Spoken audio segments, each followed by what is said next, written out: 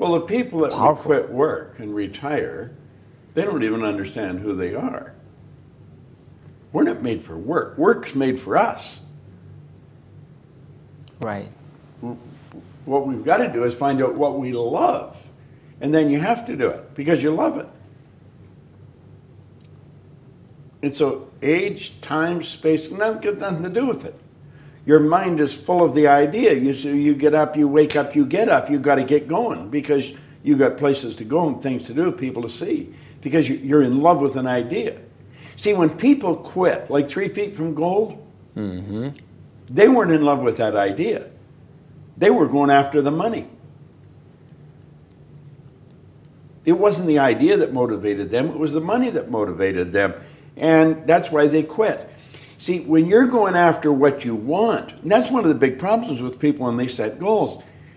They set a goal to do what they think they can do. Well, there's no inspiration in that. It's got to be what you want to do.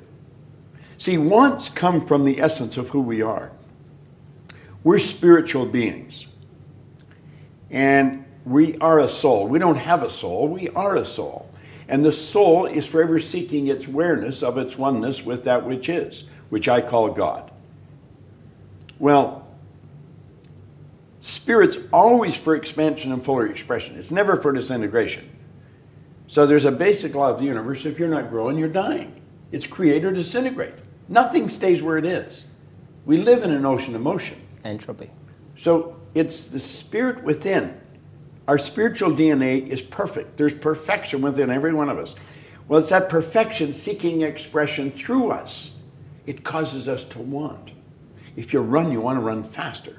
If you jump, you want to jump higher. If you're selling, you want to sell more. Doesn't matter what you're doing, you want to do it better. When people understand where wants come from, that's when their life starts to change, I think. When we're kids, we go to mom or dad and we say, Mom, Dad, I want. And we tell them something, and they're busy doing something. They say, well, how are you going to do that?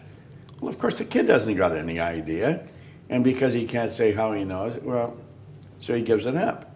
And that's why when people grow up, when they want something, if they don't know how to do it, they let it go. They've been doing it since they were little kids. They were directed to let it go.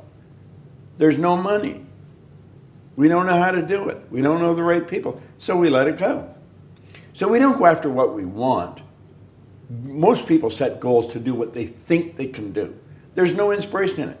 That's why 90% of them set a target and they quit. They set a target and quit. When you're going after your heart's desire, you don't quit. I got this, and then I got Earl Nightingale's condensed narration of this on a long playing record. And I'd listen to that record over and over and over again. One day, I was in the business, in the cleaning business. I had salespeople.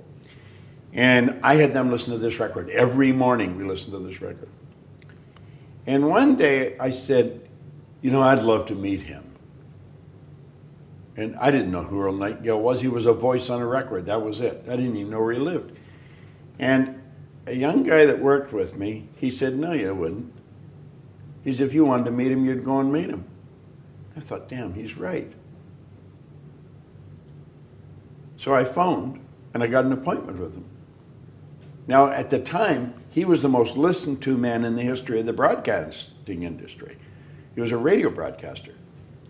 And not an easy guy to get to, but I got to meet with him for an hour. I flew to Chicago. I spent an hour with him. And when I was leaving, I said, Earl, what's the big deal? You know, I mean, what's it all about? He said, there's no big deal. He said, it's very simple. He says, simply decide what you love to do and then dedicate your life to it. He said, the problem with most people, they don't know what they love to do. They never take the time to sit and ask themselves. What they're doing is trying to, I think I can get earn good money here. I could do it. You know, it's where can they earn some money? It's not what they love to do. Well, I was sitting there. Now, I had offices all over the place. I had a lot of people. I was earning a lot of money. And I got excited because I knew exactly what I wanted to do. I wanted to do what he was doing. And I made up my mind sitting in his office.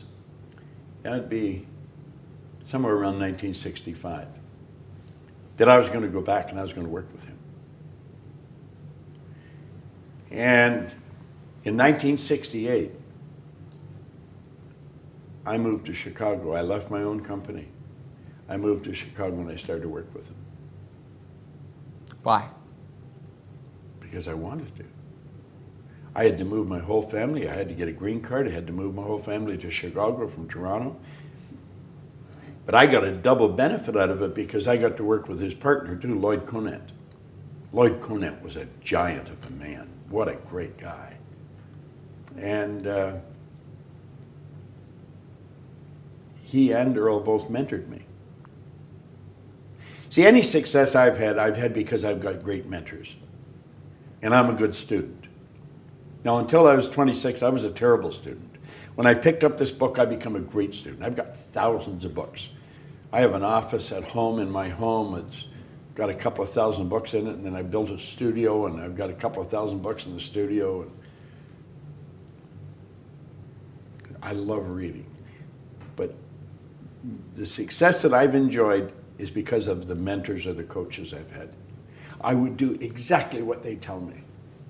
And if I coach somebody today and they don't do exactly what I tell them, I don't coach them anymore. Just like that, it's all over. It's not ready. Well, it's not that only that they're not ready, but if I'm going to coach somebody and they're not doing what I tell them, I'm wasting my time and theirs too. Now, if they want to waste their time, that's their prerogative. I'm not going to waste mine. That's powerful. And what happened after? So you went and worked with Earl. After creating your businesses. There was more to it than that. I was living in England, and I was earning all kinds of money. But I didn't know why. I didn't know how it happened. I'd been raised to believe if you're going to earn a lot of money, you're going to be really smart. Well, I didn't think I was really smart. In fact, I knew I wasn't. But I was earning a lot of money. I was raised to believe if you don't go to school, you can't get a good job. I hadn't gone to school. I didn't have a good job. I owned the whole company. So then I started to think, I wonder how many things I believe are not true. Now, I was doing very well, but I didn't know why I was doing very well. I was what you call an unconscious competent. In general, that's where most successful people are. And so I made up my mind I was going to figure out why was I winning. And then I really started to study. And that's what took me to Nightingale Conant. It took me 9.5 years. And when I figured it out, all I wanted to do was teach it, and that's all I do.